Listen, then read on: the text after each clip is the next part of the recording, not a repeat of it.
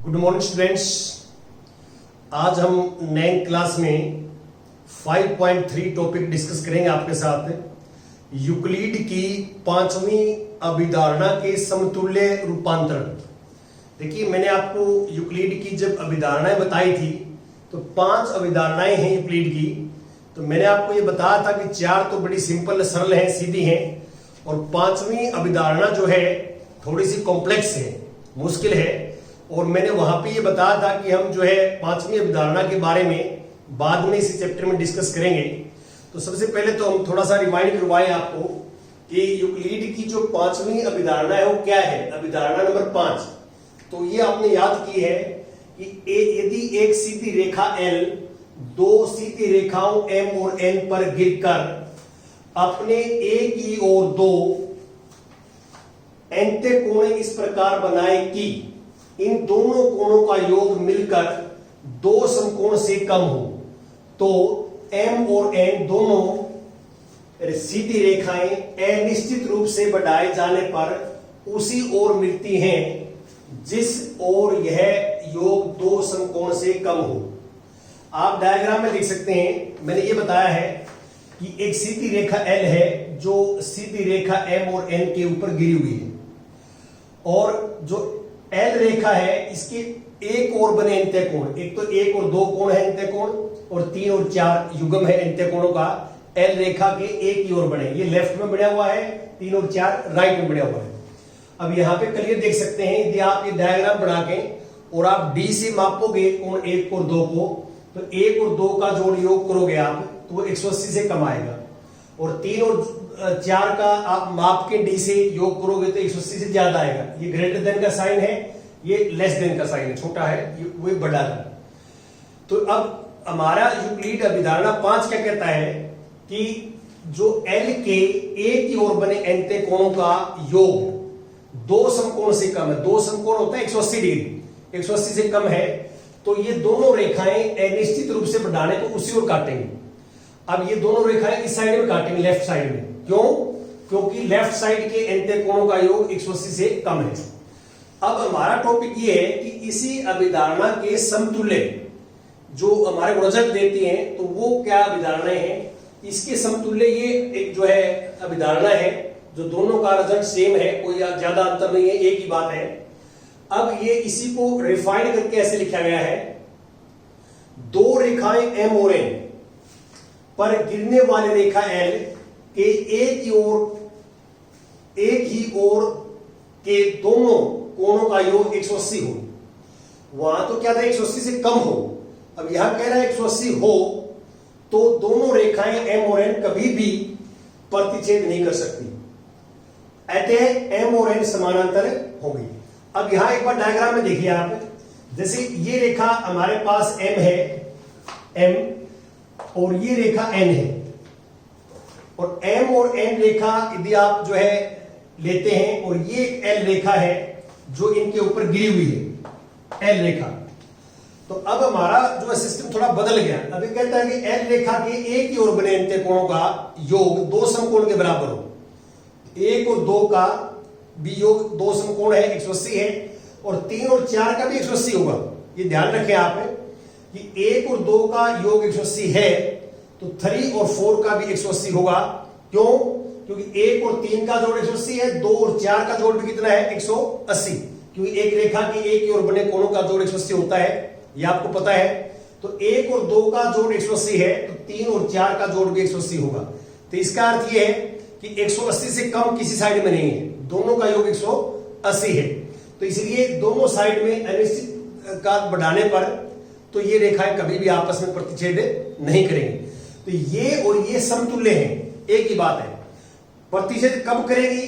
जब एक ही ओर बने एंतेकोणों का योग दो समकोण से कम हो तो प्रतिच्छेद करेंगे। यदि दो समकोण से कम नहीं है, जो है दो समकोण के बराबर है, तो दोनों साइड में एंतेकोणों का जो युग्म है उनका जोड़ 180 डिग्री है, दो समकोण के बराबर है। तो इसलिए ना तो इस साइड में प्रतिच्छेद करेंगे बढ़ाने से, ना उस साइड में करेंगी। और जो प्रतिच्छेद नहीं करेगी, एक ही तल में दो रेखाएं हों, और जो प्रतिच्छेद नहीं करती उनको क्या कहते हैं हम? उनको हम कहते हैं समानांतर रेखाएं। तो ये जो है ये अभिधारणा नंबर 5 के समतुल्य है। फिर इसी के समतुल्य एक और अभिगृत है, ये एक प्लेफेयर अभिगृत है। प्लेफेयर ये गणितज्ञ हैं, स्कॉटलैंड के गणितज्ञ थे और ये 1729 में उन्होंने ये जो है हमारे को अभिगृत दिया। अभिगृत क्या है? अभिगृत ये है कि प्रत्येक रेखा L, कोई रेखा L है और उस पर नए स्थित प्रत्येक बिंदु P के लिए एक अद्वितीय रेखा M ऐसी होती है जो P से होकर जाती है और L के समानांतर है। ये प्लेफेयर ने हमारे को क्या अभिगृत दिया कि एक रेखा L है, एक तल में, एक ही तल में L रेखा है और उसमें P बिंदु है। ये P बिंदु इस L की रेखा के ऊपर नहीं है, ये ध्यान रखना कि P बिंदु जो है वो L के रेखा के ऊपर स्थित नहीं है। अब प्लेफेयर ने क्या कहा कि P बिंदु से गुजरने वाली अनेक रेखाएं हो सकती हैं। जो P बिंदु से गुजरती हैं, आपको पता है कि अनेक रेखाएं हो सकती हैं, परंतु P बिंदु से गुजरने वाली L के समानांतर केवल और केवल एक ही रेखा होगी, एक से ज्यादा रेखा नहीं हो सकती, और वो रेखा M है जो P से गुजरती है और L के समानांतर। और ये P जो है M और N जो समानांतर रेखाएं हैं वो हमेशा समदूरस्थ रहती हैं, समान दूरी पे रहती हैं। दूरी जो है मैं अभी बताऊंगा, आपके साथ डिस्कस करूंगा, समान दूरी पे रहती हैं। तो ये तीनों चीजें जो है वो एक ही लगभग समतुल्य रिजल्ट देती हैं। ये दोनों जो रिजल्ट नीचे वाले हैं ये जो है अभिधारणा नंबर 5 के समतुल्य हैं। जो यूक्लिड ने अभिधारणा नंबर 5 बताई है उसके समतुल्य हैं। तो ये आपने याद करने हैं। अब मैं कुछ एग्जांपल्स आपके साथ डिस्कस करता हूं। जैसे एग्जांपल नंबर 3 हम डिस्कस करेंगे कि क्या है 3 एग्जांपल्स। यहां लिख देता हूं मैं 3, पढ़ देता हूं स्टेटमेंट 3 में। निम्न कथन पर विचार कीजिए, सीधी रेखाओं के एक ऐसा युग्म का अस्तित्व है जो एक दूसरे से प्रत्येक स्थान पर समदूरस्थ होती हैं। समदूरस्थ का मीनिंग होता है इक्वी डिस्टेंट, बराबर दूरी पे रहती हैं। क्या यह कथन यूक्लिड की 5वीं अभिधारणा का एक प्रत्यक्ष परिणाम है या सीधा परिणाम है? स्पष्ट कीजिए। देखिए बड़ा सिंपल सी बात है। अब हमारा क्वेश्चन ये है कि दो सीधी रेखाएं हैं, एक ऐसा युग्म अस्तित्व में है कि जो एक दूसरे के प्रत्येक स्थान पर समदूरस्थ हो। तो ये हमने बताया यहाँ पे कि ऐसी दो रेखाएं हो सकती हैं कि जो उनके समानांतर हो, M और N के क्या हो, M और N समानांतर होंगे। समानांतर कब होगी? जब जो सीधी रेखाएं M और N है उनके ऊपर एक गिरने वाली रेखा L के एक ही ओर बने अंत्य कोणों का योग 180 हो जाता है। एक ही ओर बने अंत्य कोणों का योग 180 या दो समकोणों के बराबर हो जाए तो रेखा कभी प्रतिच्छेद नहीं करेगी, वो समानांतर होंगे। तो आपने इसको लिखना कैसे है? बुक में लिखा हुआ है, मैं एक्सप्लेन करता हूं कि एक रेखा L लीजिए, एक रेखा आपने क्या ले ली? L लीजिए, और हमने एक रेखा L ले ली, ये रेखा L ले ली जो आपके सामने दिखाई दे, डायग्राम बना सकते हैं। एक बिंदु ऐसा लीजिए जो L पर स्थित न हो।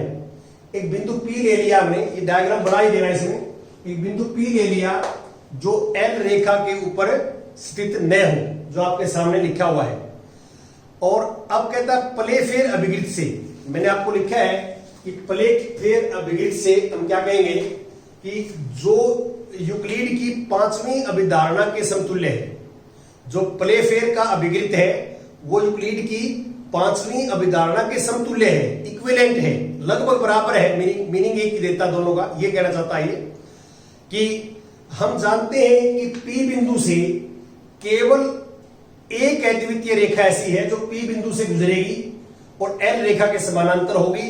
ये प्लेफेयर जो है ये कह रहा है। यही चीज आपने जो है एग्जांपल नंबर 3 में भी लिखनी है। जो प्लेफेयर ने अभिगृत दिया है वो अपने यहां लिखना है, और जो L के समानांतर और उसका रेखा का नाम क्या है? M। तो इस डायग्राम वाली चीज आपने क्या है वर्ड्स में लिखनी है, बस शब्दों में लिखनी है। और आगे क्या कहता है? अब हम क्या कहेंगे कि जैसे मेरे को इस बिंदु से इस रेखा का जो है डिस्टेंस निकालना है, दूरी निकालनी है। तो हम किसी भी बिंदु से, देखिए हम किसी भी रेखा की, मान लो ये रेखा कोई है L और कोई बिंदु P है, यहाँ मैं अलग से डायग्राम बना लेता हूं। ये कोई M रेखा इससे गुजरती है। अब P बिंदु से L का हमने दूरी निकाल ली है। दूरी क्या होती है कि P बिंदु से हम रेखा पर लंब डाल लेंगे, लंब P बिंदु से L रेखा पर लंब डाल लेंगे। जो ये लंब की लंबाई होगी ना, ये P बिंदु की और इस रेखा की दूरी होगी। लंबवत दूरी होती है वो P बिंदु की और रेखा के बीच की दूरी मान जाती है। तो अब हम ये कह रहे हैं कि M जो रेखा है, M रेखा पे कहीं भी कोई बिंदु लें हम, P के अलावा भी M रेखा पे, और यहां से हम लंब डालें तो ये दूरी आएगी, और ये दूरी इसके बराबर ही आएगी। जो P बिंदु से लंब डाले उसके बराबर आएगी। तो इसलिए M रेखा पे कोई भी बिंदु हो, उससे हम लंब डालें L के ऊपर, या L रेखा पे कोई बिंदु हो, मान लो A बिंदु है और इस पर लंब डाल लें M के ऊपर, तो दोनों केसेस में क्या है, दूरियां ये बराबर होंगी। ये लंब की दूरियां क्या होंगी, हर जगह बराबर होंगी।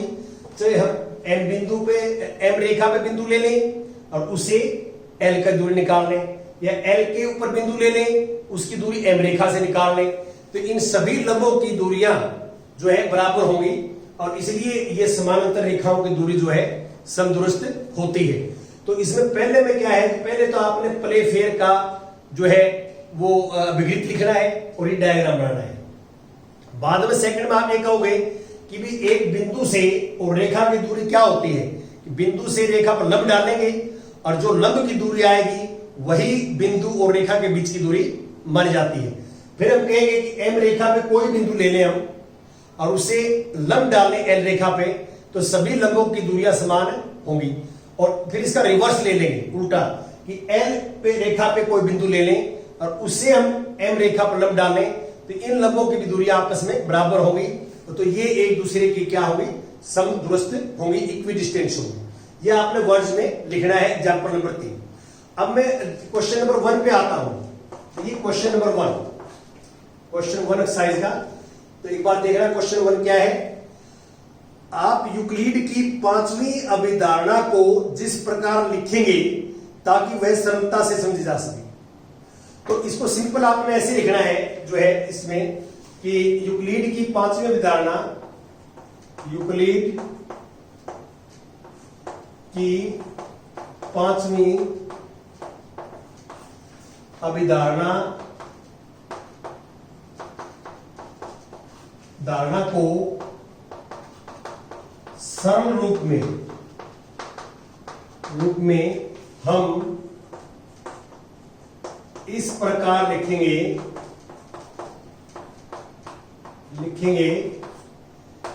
फर्स्ट ये लिखेंगे कि एक रेखा, एक बिंदु P लीजिए जो रेखा L पर नहीं है, ये लीजिए एक बिंदु P लीजिए जो रेखा L पर नहीं है। अब ये फर्स्ट पार्ट है। सेकंड पार्ट में क्या है कि बिंदु P से गुजरने वाली रेखा L के समांतर केवल एक ही रेखा होगी। तो बिंदु P से गुजरने वाली और L के समांतर केवल एक रेखा हो। ये जो प्ले फेयर वाला है इसी को मैंने लिखा है। इसको हमने दो भागों में बांट दिया। यहां तो मैंने एक अद्वितीय शब्द लगा दिया। अद्वितीय का मतलब क्या है कि P से गुजरने वाली केवल एक ही रेखा है जो L रेखा के समानांतर होगी। अब इसको दो में लिख दिया हमने। एक तो हमने क्या है कि एक जो है बिंदु P लीजिए जो रेखा L पर स्थित नहीं है, और बिंदु P से गुजरने वाली और L के समानांतर केवल एक रेखा होगी। तो इसको हमने एक जो है सिंपल लैंग्वेज में लिख दिया। वो मैंने आपको बता ही दिया कि अभिधारणा नंबर 5 के समतुल्य ये भी है और अभिधारणा नंबर 5 के समतुल्य ये भी है। जो प्ले फेयर अभिकृत है ये आसान है, इजी है और सिंपल है, तो इसलिए हमने प्ले फेयर वाला आपने इसके अंदर लिखना है और सिंपल करके आप लिख सकते हैं इसको। अब क्वेश्चन नंबर 2 देखिए। क्या यूक्लिड की पांचवी अभिधारणा के समानांतर रेखाओं के अस्तित्व का औचित्य निर्धारित होता है? स्पष्ट कीजिए। हाँ बिल्कुल, ये कह रहा है कि जो यूक्लिड की पांचवी अभिधारणा है, ये वाली, इस अभिधारणा से क्या समानांतर रेखाओं का औचित्य जो है वो बनता है या नहीं बनता? बिल्कुल होता है। कैसे?